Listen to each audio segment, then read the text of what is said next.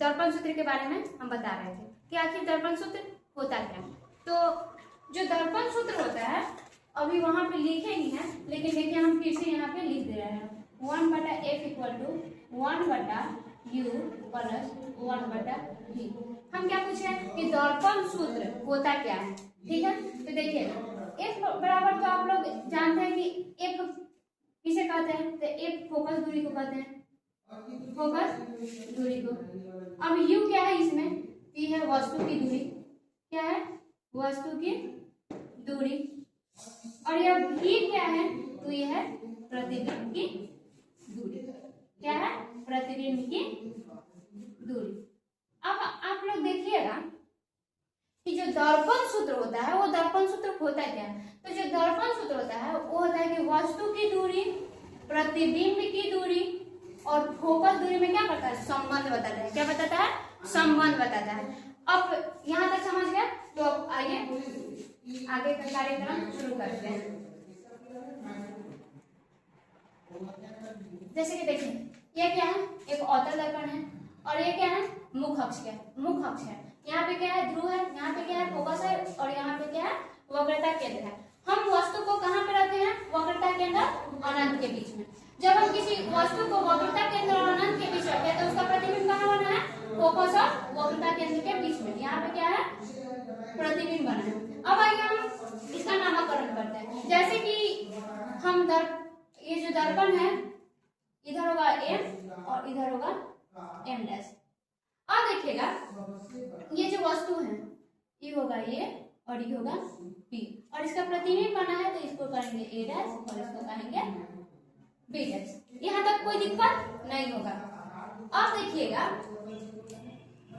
कि यहाँ पे ना हम एक लंब डालेंगे, क्या डालेंगे, लंब डालेंगे, और यहाँ हम नाम देंगे एस एन और यहाँ नाम देंगे एस। अब आप लोग देखिएगा ये बस इसलिए है क्योंकि हम ये लंब इसलिए डाले हैं ताकि आप लोगों को समझ में आए, ठीक है।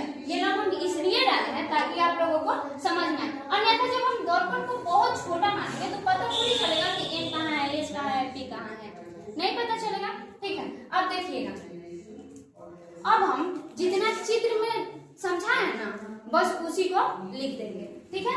अगर एग्जाम में मान लीजिए कि क्वेश्चन आ गया, एग्जाम में अगर ये क्वेश्चन आ जाएगा तो हम आप चित्र बना दीजिएगा, चित्र बना दीजिएगा और बस यहाँ से प्रूफ मतलब कि स्टार्ट कर दीजिएगा, तो आपका ना 2 नंबर कट जाएगा, ठीक है।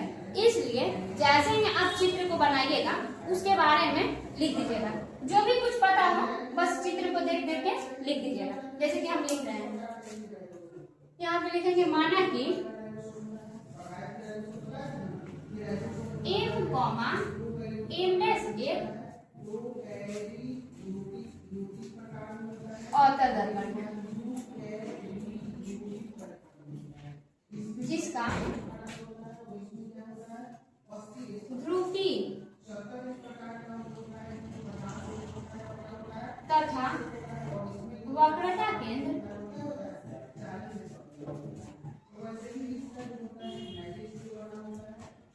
C, देखिए जिसका ध्रुवी और वक्रता केंद्र C है, और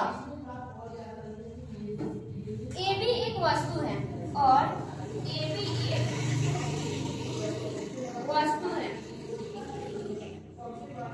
जो अनंत और वक्रता केंद्र के बीच रखा है, जो अनंत और वक्रता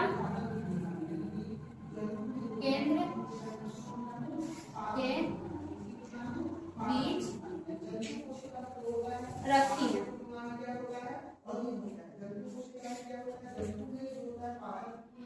ए डैश बी डैश प्रतिबिंब है, ए डैश बी डैश प्रतिबिंब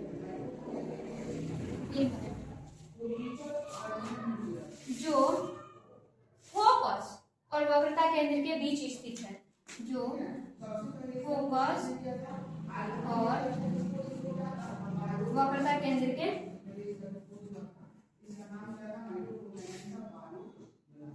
बीच स्थित है। जैसा कि चित्र में दिखाया गया है, जैसा कि चित्र में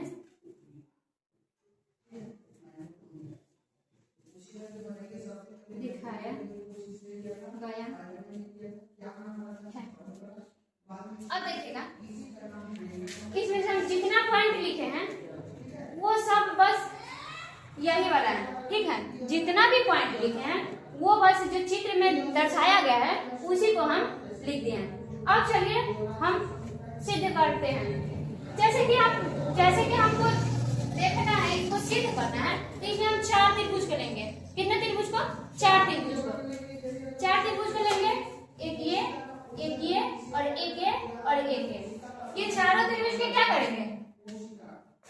जैसे कि 4 त्रिभुज लिए जिसमें से ए बी सी और फिर ए डैश बी डैश सी त्रिभुज को क्या करेंगे? पहले समरूप करेंगे। क्या करेंगे? समरूप करेंगे।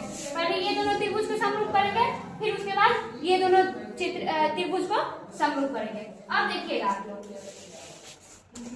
जैसे त्रिभुज ए बी सी एंड त्रिभुज ए डैश बी डैश सी, त्रिभुज ए डैश बी डैश सी। अब ये त्रिभुज को हमको समरूप करना है। क्या करना है? समरूप करना है। तो अब पूछेगा कि आखिर समरूप क्या होता है, पूछेगा ना। तो देखिए समरूप क्या होता है।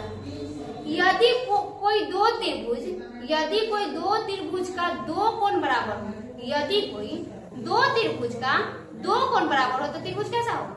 समरूप। कैसा होगा? समरूप होगा। देखिएगा इस त्रिभुज में ये कितना डिग्री का कोण बन रहा है? 90 डिग्री का। कितना डिग्री का? 90 डिग्री का। फिर इस त्रिभुज में ये कोण कितना डिग्री का बन रहा है? 90 डिग्री का। तो ये त्रिभुज में ए और ये त्रिभुज में ए डैश कितना डिग्री का कोण बन रहा है? 90 डिग्री का। तो देखिएगा, तो हम लिखेंगे, अब इसका नामकरण कर देंगे। क्या करेंगे? नामकरण कर देंगे। इसको एंगल 1 और इसको एंगल 2 मान लीजिए, ठीक है। यहाँ तक में कोई दिक्कत? हाँ, बस नामकरण आप लोगों को समझने के लिए कर रहे हैं, ठीक है। अब देखिएगा एंगल 1 इक्वल टू एंगल 2 बराबर होगा। कैसे बराबर होगा? बराबर होगा तो कैसे बराबर होगा? समकोण से। कैसे बराबर होगा? समकोण से। तो देखिएगा यहाँ पे लिखेंगे समकोण से, समकोण से, ठीक है। अब देखिएगा जैसे कि हम आप लोगों को बताए थे जब f इक्वल टू r/2 सिद्ध कर रहे थे, तो अगर मान लीजिए कि यहाँ पे कोई रेखा है, क्या है? कोई रेखा है और इस पे एक दूसरी रेखा क्या कर रही है? प्रतिच्छेद कर रही है। क्या कर रही है? प्रतिच्छेद कर रही है। तो यहाँ का कोण और यहाँ का कोण क्या होगा? बराबर होगा। क्या होगा? बराबर होगा। किस कोण से? सम्मुख कोण से। किस कोण से बराबर होगा? सम्मुख कोण से। तो देखिए ये रेखा है और इसमें ये रेखा क्या कर रही है? प्रतिच्छेद कर रही है। तो यहाँ का कोण और यहाँ का कोण क्या होगा? बराबर होगा। क्या होगा? बराबर होगा। अब इस कोण का नामकरण करेंगे, इसको एंगल 3 और इसको एंगल 4। तो अब लिखेंगे एंगल 3 इक्वल टू एंगल 4। कैसे बराबर हुआ? तो सम्मुख कोण से। कैसे बराबर हुआ? सम्मुख कोण से। अब देखिए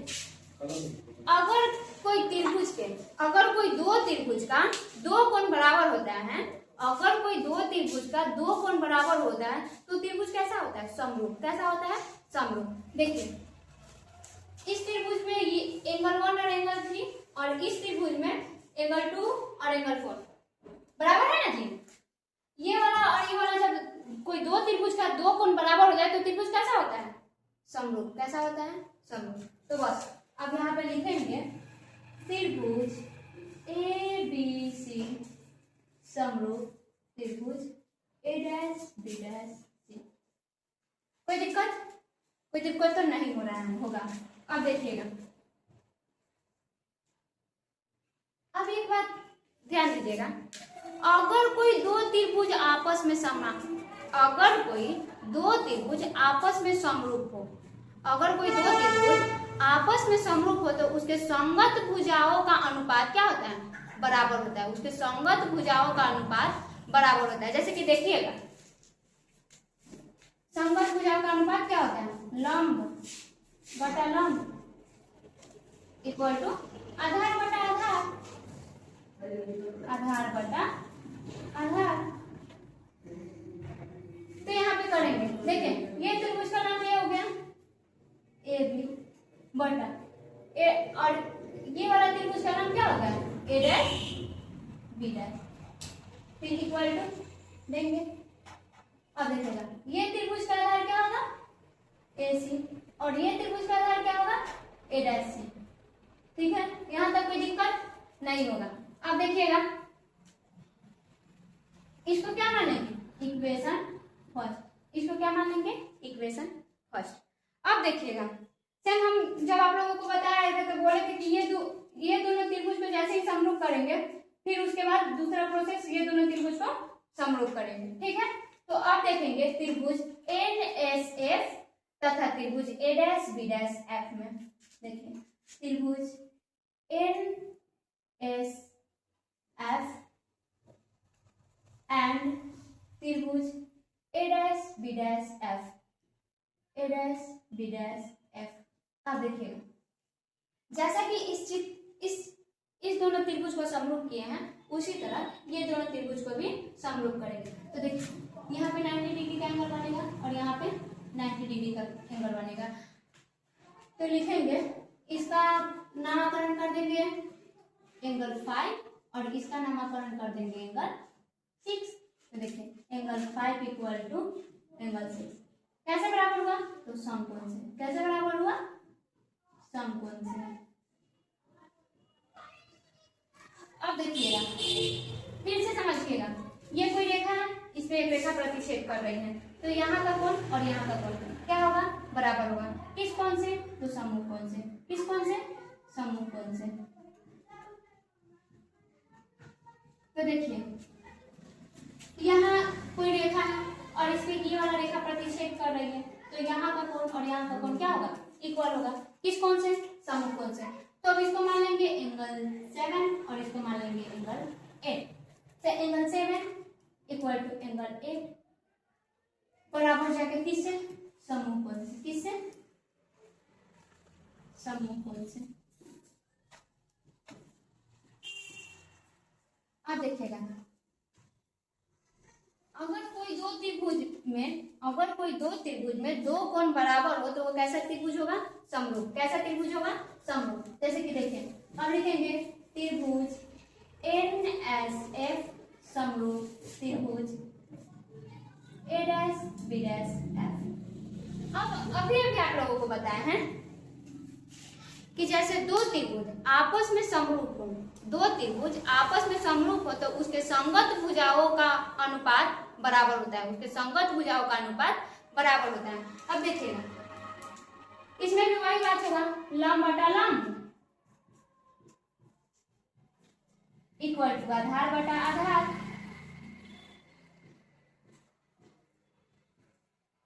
ठीक है, देखिएगा इसमें लंब क्या हो जाएगा, NS। क्या हो जाएगा, NS और बटा इसका लंब क्या हो जाएगा, A dash B dash equal to इसका आधार क्या हो जाएगा, FS और इसका आधार क्या हो जाएगा, A डैश R। देखिए लेकिन हम इसको यहाँ पे ना इक्वेशन सेकेंड नहीं मानेंगे। ठीक है, इसको इक्वेशन सेकेंड नहीं मानेंगे। अब आगे समझिएगा, जैसे कि देखिए यहाँ पे कोई दो रेखा है, क्या है, दो रेखा समानांतर है। कोई दो रेखा समानांतर है तो इसके प्रत्येक जगह का दूरी, इसके बीच में प्रत्येक जगह का दूरी क्या होगा, बराबर होगा। क्या होगा, बराबर होगा। तो देखिएगा एक बात यहाँ पे कि ये एक रेखा है और ये एक रेखा है और दोनों क्या है, समानांतर है। क्या है, दोनों समानांतर है। तो जो ए बी है NS है, तो क्या ए बी बराबर NS लिख सकते हैं? क्या हम ए बी बराबर NS लिख सकते हैं? तो हाँ लिख सकते हैं, क्योंकि दो समानांतर रेखा है और इसके बीच का प्रत्येक कहीं का भी दूरी क्या होगा, समान होगा। कहीं का भी दूरी क्या होगा, समान होगा। यहाँ का दूरी क्या होगा, समान होगा। तो उसी तरह जो NS होगा वो AB के बराबर होगा। तो यहाँ पे लिखेंगे चूंकि NH बराबर NH बराबर AB, तो इसलिए लिखेंगे NH की जगह पर क्या डाल देंगे AB बटा में A dash B equal to FS बटा में A डैश F। ये क्या हो गया इक्वेशन सेकंड। क्या हो गया इक्वेशन सेकंड। आप देखेंगे equation first and second. From equation first and second देखिएगा, इसमें का LHS और इसमें का LHS क्या है इक्वल है। इसमें का LHS और यहाँ का LHS क्या है इक्वल है। जब LHS इक्वल है तो ऑटोमेटिक RHS बराबर हो जाएगा। तो AC बटा A dash equal to FS बटा A डैश F। अब देखिएगा हम शुरू में ही आपको बताए थे कि FS कि ये जो लॉन्ग डाल रहे हैं ये बस आप लोगों को समझाने के लिए डाल रहे हैं, ठीक है। जब हम दर्पण को पूरा छोटा लेंगे, दर्पण को हम जब पूरा छोटा लेंगे तो ये पता चलेगा कि S बिंदु यहाँ पे होगा नहीं ना होगा। ये S बिंदु कहाँ पे होगा P पे। कहाँ पे होगा P पे। जब हम जैसे जैसे दर्पण को छोटा करेंगे इसका द्वारक छोटे होते चला जाएगा और जो S बिंदु है वो कहाँ पे आ जाएगा P पे। कहाँ पे आ जाएगा P पे। तो क्या हम बोल सकते हैं कि FS बराबर PF। क्या हम बोल सकते हैं कि SF बराबर PF। तो हम बिल्कुल बोल सकते हैं। तो देखिए बस हम इसी को यहाँ पे पहले वो जो लिखे हैं अगर दर्पण का द्वारक छोटा है, अगर दर्पण का द्वारक छोटा, अगर दर्पण का द्वारक छोटा है तो बिंदु S बिंदु P पर होगा। बिंदु S बिंदु P पर होगा। तो लिख देंगे कि FS बराबर PF, SF बराबर PF। अब देखिए हम कुछ नहीं करेंगे, बस इसको यहाँ पे लिखेंगे और FS के जगह पर क्या डाल देंगे PF। तो देखिए AC बराबर बटा A dash C equal to FS के जगह पर क्या लिख देंगे PF। क्या लिख देंगे PF। और ये जो है इसको इस तरह से लिख देंगे। अब देखिएगा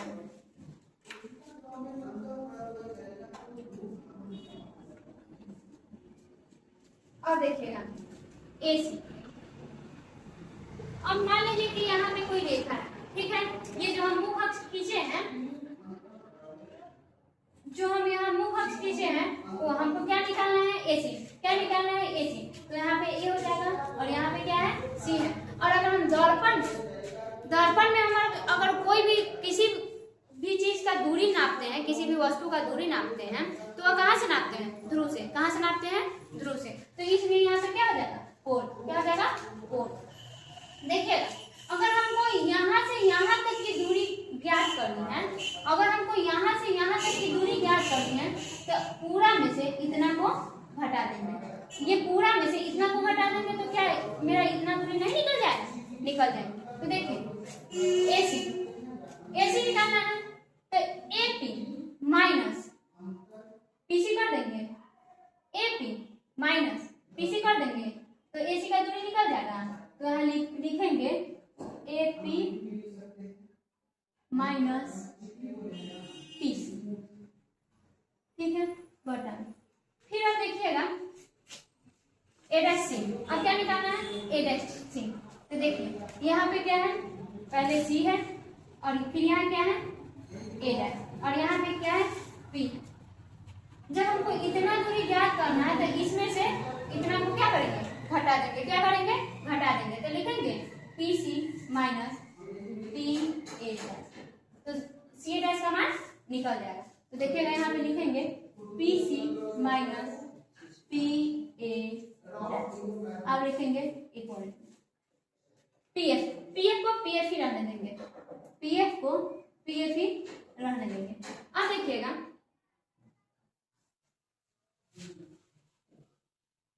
अब फिर देखिएगा क्या याद करना है, ए डैश है, फिर ये चीज है ए डैश कहाँ पे है, यहाँ पे है ए डैश, और क्या है एफ, एफ यहाँ पे है, और यहाँ पे क्या हो जाएगा पी हो जाएगा।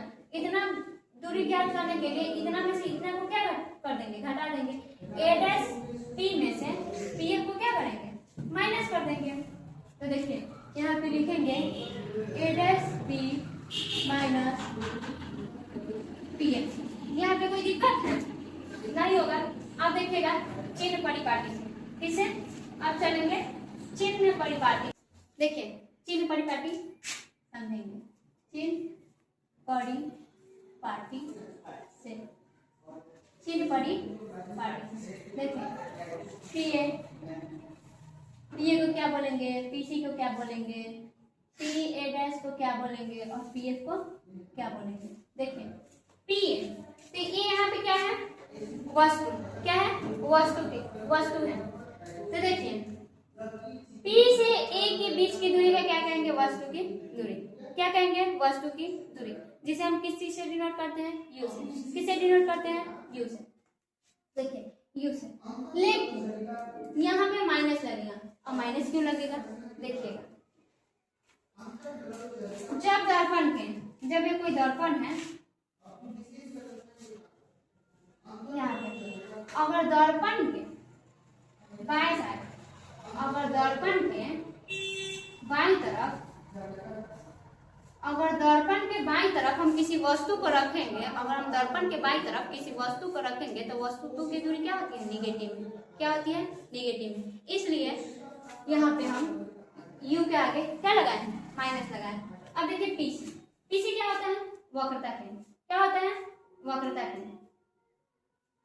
तो देखिए जो फोकस होता है, फोकस का वक्रता केंद्र दुगना होता है, फोकस का वक्रता केंद्र दुगना होता है। तो यहाँ पे लिखेंगे क्या, 2f, क्या होता है 2f। लेकिन इसमें भी आगे माइनस लगेगा। क्या लगेगा, माइनस लगेगा, क्योंकि ये भी दर्पण के आगे है, क्योंकि ये भी दर्पण के आगे है। अब देखिए P A dash, A dash क्या है, प्रतिबिंब। क्या है, प्रतिबिंब। तो ध्रुव से ए डैश के बीच की दूरी को क्या कहेंगे, प्रतिबिंब। प्रतिबिंब की दूरी, और प्रतिबिंब की दूरी को हम किस चीज से डिनोट करते हैं, भी से। किस चीज से डिनोट करते हैं, भी से। लेकिन इसके आगे भी माइनस लगेगा, क्योंकि यह दर्पण के आगे है। ठीक है। अब देखिए पीएफ, पोल और फोकस के बीच की दूरी को क्या कहेंगे, फोकस दूरी। क्या कहेंगे, फोकस दूरी। इसे किस चीज से डिनोट करते हैं, एफ से। लेकिन ये भी क्या होगा, ऋणात्मक होगा। क्या होगा, ऋणात्मक होगा, क्योंकि यह भी दर्पण के आगे। ठीक है, यहाँ तो कोई दिक्कत नहीं। अब देखिए ये सब जो है ना, इसमें पुट करेंगे। ठीक है। तो देखिए पी की जगह पर क्या है, माइनस, माइनस है तो माइनस। पीसी, पीसी की जगह पर क्या रखेंगे, माइनस 2f। अब देखिए बटा पीसी, पीसी की जगह पर क्या रखेंगे, माइनस एफ, फिर माइनस है, और पी ए डैश के को क्या लिखेंगे, माइनस भी। अब इक्वल टू है, इक्वल टू इधर का काम है।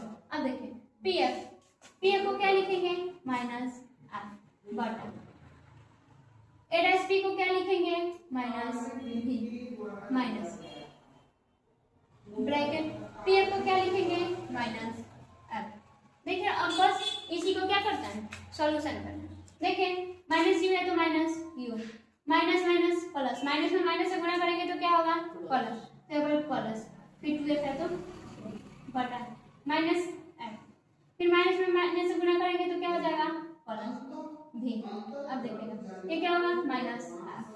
अब देखिएगा माइनस भी, माइनस में माइनस से गुणा करेंगे तो प्लस एफ। देखिए अब आगे क्रॉस मल्टीपल करेंगे। देखिए यहाँ इसको इससे और इसको इससे क्या करेंगे, गुणा करेंगे। अब देखिए minus you plus 2f Guna minus भी प्लस एफ। इक्वल टू यहाँ पे लिखेंगे minus F into minus F plus, ठीक है। अब गुना करेंगे, देखिए बेसिक गुना, पहले इनका काम इसके साथ करेंगे, फिर इसका काम इसके साथ करेंगे, फिर इसका काम इसके साथ करेंगे, फिर इसका काम इसके साथ करेंगे, ठीक है। देखिएगा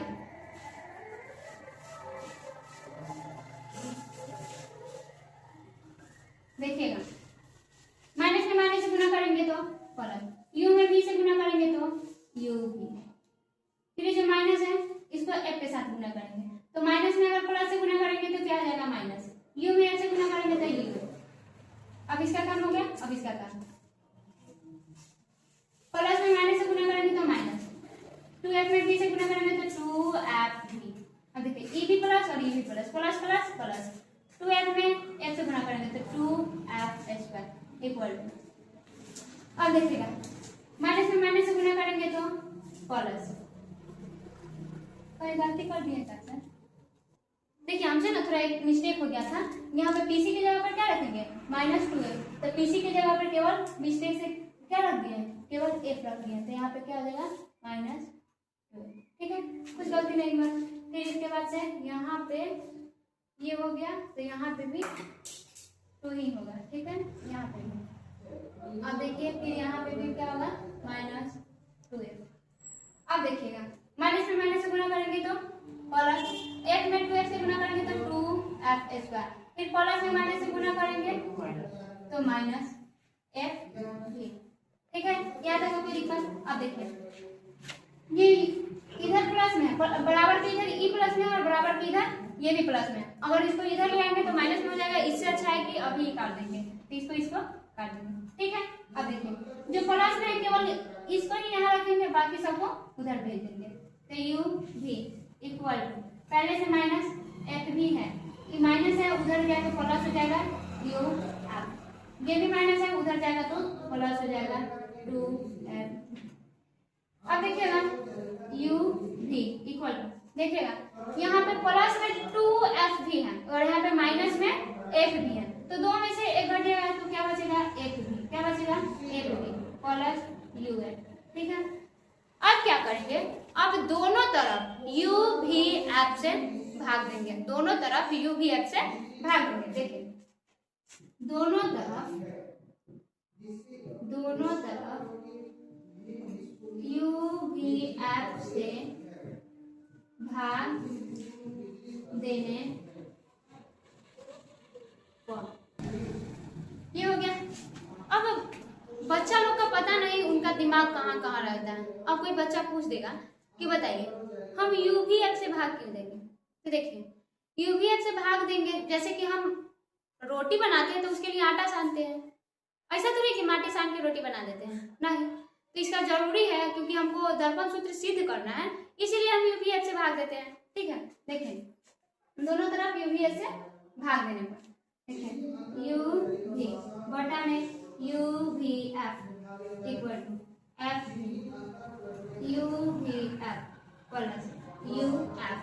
अब देखिएगा u भी f, देखिए u भी से u भी कट जाएगा, f भी से f भी कट जाएगा, u f से u f कट जाएगा। अब देखिए बचा क्या क्या है, यहाँ बचा, ऊपर कुछ नहीं बचा तो क्या बचा 1, उसके बाद क्या है f इक्वल टू, अब देखिए ऊपर कुछ नहीं बचा तो 1, नीचे क्या बचा u, फिर प्लस, ऊपर कुछ नहीं है तो 1 और नीचे क्या बचा v। देखिए ये क्या हो गया प्रूफ, जो हम प्रूफ करने चले थे वो मेरा प्रूफ हो गया। अब देखिए वीडियो मतलब कि हम जो ये समझाए हैं उसको रटिएगा नहीं, ठीक है, समझिएगा, क्योंकि कहा जाता है रटंत विद्या अवंत नहीं, ठुसंत भोजन पचंत नहीं। इसका तात्पर्य ये हुआ कि हम अगर आप कोई भी चीज को रटते हैं, ठीक है, तो कोई भी चीज को रटते हैं तो 1 महीना का बाद 2 महीना के बाद ऑटोमेटिक भूल जाइएगा। जैसे कि देखिए अब इसमें एक वर्ड ये भी बोला गया था कि ठुसंत भोजन पचंत नहीं, अगर हम पेट में अटेगा 2 रोटी जबरदस्ती खा लेंगे 6 रोटी 10 रोटी तो फिर से कि हम उल्टी करेंगे, ठीक है, तो इसलिए मतलब कि जो भी चीज पढ़ाया जाए उसको रटना नहीं, ठीक है, समझना है। ठीक है, आज के लिए इतना।